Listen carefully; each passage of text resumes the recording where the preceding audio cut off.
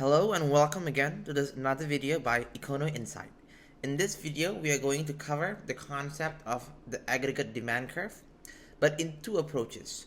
In first, the mathematical approach, it's not that hard, and we're also going to cover the economic intuition behind the aggregate demand curve. So first, let's recall what aggregate demand is. The aggregate demand or the aggregate demand curve is the relationship between the output demanded and the aggregate price level, right? So in this video, we'll see how, if there's changes in prices, how will this affect the demanded output. So we're gonna cover that. And now first we're gonna start with the mathematical approach, and in doing that we should recall the quantity theory of money. In the quantity theory of money, it states that money multiplied by velocity of money is equal to the price times the output, right? So this actually, if you see it another way, is the nominal GDP. And it actually really makes sense because the amount of money and the pace it's going around is equal to the nominal GDP. So that's the sense behind it. And now, let's connect that to our topic here. In our left side, we have money times velocity. In our right side, we have prices times output, right? And let's assume here that the money is constant, so we put an overbar, and velocity is constant, right? So for any given money supply and velocity in this case, our right hand side, which is price times y, which is output, our nominal GDP in other words, should be the same, right?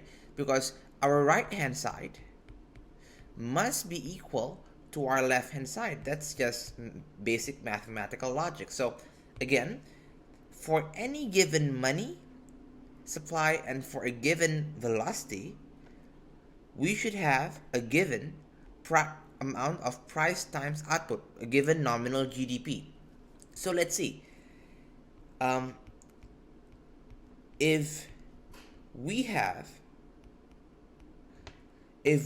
in this case prices are increasing, then to counteract that movement, then the output, which is y, must decrease, because remember, p times y must stay constant. So if one increases, one should decreases. So in this case, price increases, output decreases to balance it out. However, in another case, let's say if output increases, then price must decrease. So that is the basic sense from the mathematical manner. And now we result in our aggregate demand curve to be a downward sloping. See, it slopes downwards from left to right. So as we just proved it, for a given money supply and velocity, if our price level increases, then our output demanded decreases. If our price level decreases, then our output demanded increases. So that's the mathematical sense. I hope you understand it. Now let's go to the economic intuition behind it. The economic intuition is something like this. So let's say prices increase. When prices increase, then we in each transaction in the economy will require more money.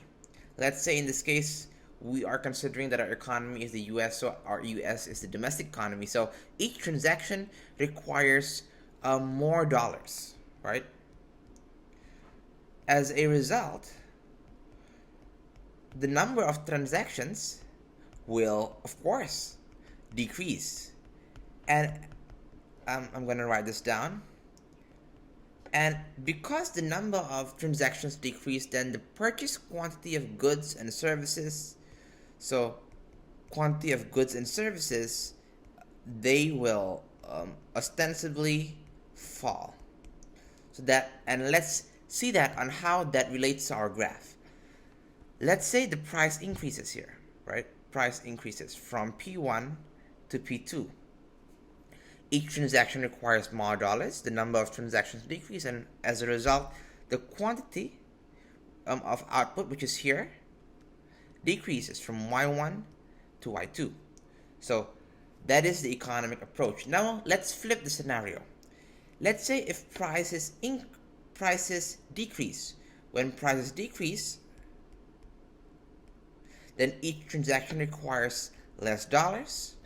As a result, the number of transactions increase and the quantity of goods and services purchased will rise. And that is also depicted in the graph that I explained before. So I hope this makes sense, and I hope it gives you a good intuition, not only from the economic side but also from the mathematical side, because math is the logic of economics, and this is showing how these two concepts, these two intuitions, the mathematical and economic intuition, relates to each other. I hope it helps, and thank you for watching.